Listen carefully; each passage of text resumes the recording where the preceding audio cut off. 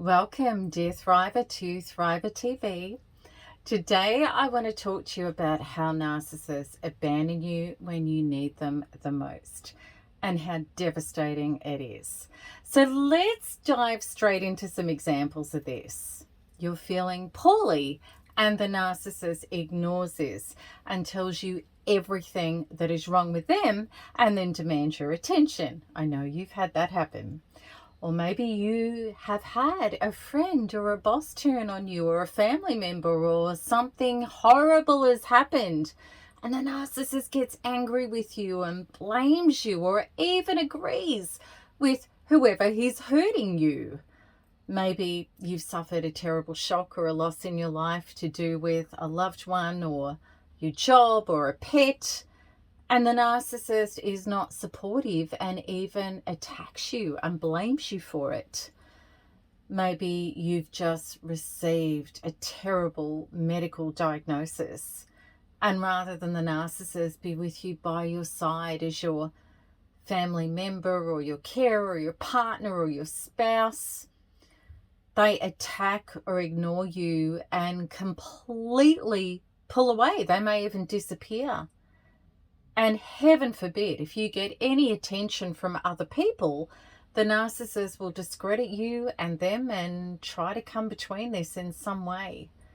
Could there be anything more traumatic and painful than being abandoned and abused by somebody who you would think should support you when you need them the most? It really is one of the most ultimate times of outright betrayal. So why is it that narcissists don't support you when you need them? With a narcissist, they are the parasite, literally, and you are the host. You're in their life for them to extract energy, resources, attention, and stuff from you. The relationship to them was never about them granting energy, love, care, and support to you.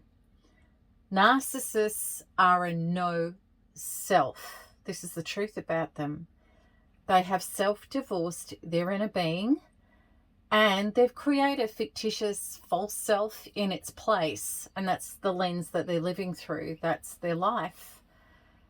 And this self that they've created as themselves is a pumped up ego, and in reality it's paper thin.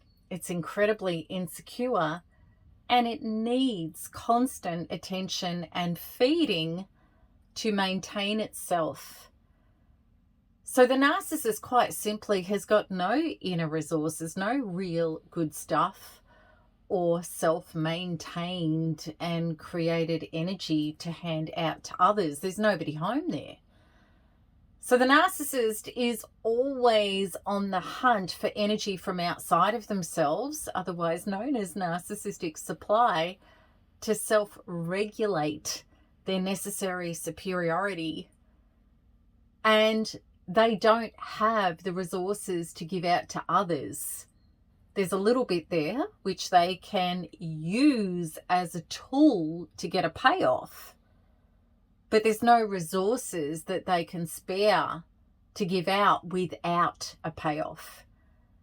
So it's quite frankly disastrous for their energy reserves to give to you when you need something and you don't have energy to give back.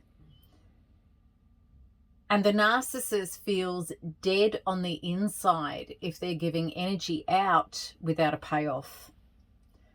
It's actually not personal, because the narcissist can't see you as a flesh and blood autonomous human being.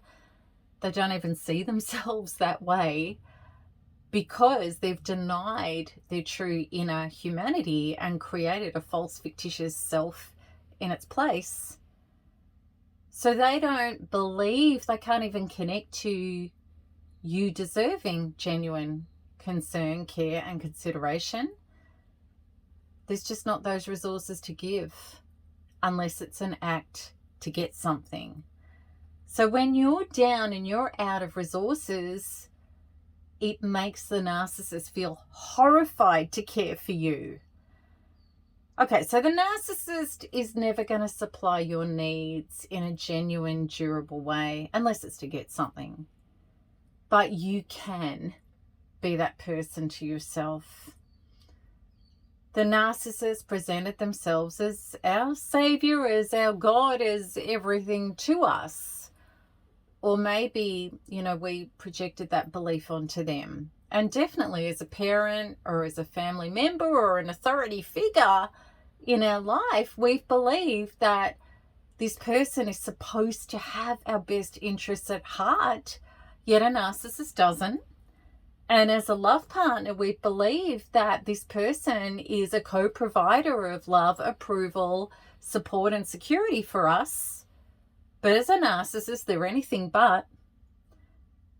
As children, we were powerless to choose ourselves over these people and be prepared to lose them rather than lose ourselves.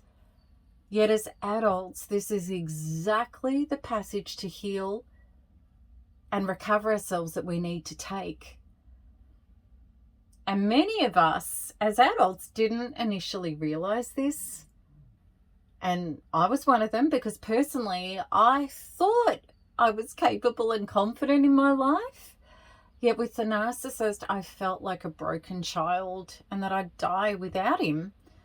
And I came to realize and I needed to heal my codependency, because I believed that my life depended on fixing and changing him so that he would love me healthily, even though he was cruelly abandoning and abusing me horrifically. And here was the truth that I'm passionate about you realizing. The truth was, I was abandoning the responsibility as an adult to heal myself enough to make healthy decisions regarding what I would and wouldn't accept. And when I did let go and I healed, I realized there were many young, unhealed parts of myself that I'd never healed up from childhood that were holding somebody else responsible for my inner feelings in my life, instead of being able to be my own solid, self-loving source. Through quantum freedom healing with the NARP healings, I learned how to self-partner, how to feel solid, safe, and empowered on the inside. I lost my neediness and panic and attachment and addiction to him. And I was able to let go, create boundaries, align with my values, and say yes to what was healthy, and identify and say no to who and what wasn't. It changed everything. I was no longer self-abandoning. I'd come home to that essential relationship with myself. Love, health, and prosperity started generating in my life abundantly, and I started to thrive. And the same can and will happen for you when you let go of narcissists that are constantly abandoning you and come home to that relationship with yourself. So I want you to check out the link with this video, which can start you on that journey of understanding how to do that. I hope this has made sense to you. I hope you realize now that this isn't personal, that you are lovable, you are worthy of love and support and partnering, but we have to become that to ourselves first. Okay, so until the next one, keep smiling, keep healing, and keep thriving, because there is nothing else to do. Lots of love. Bye-bye.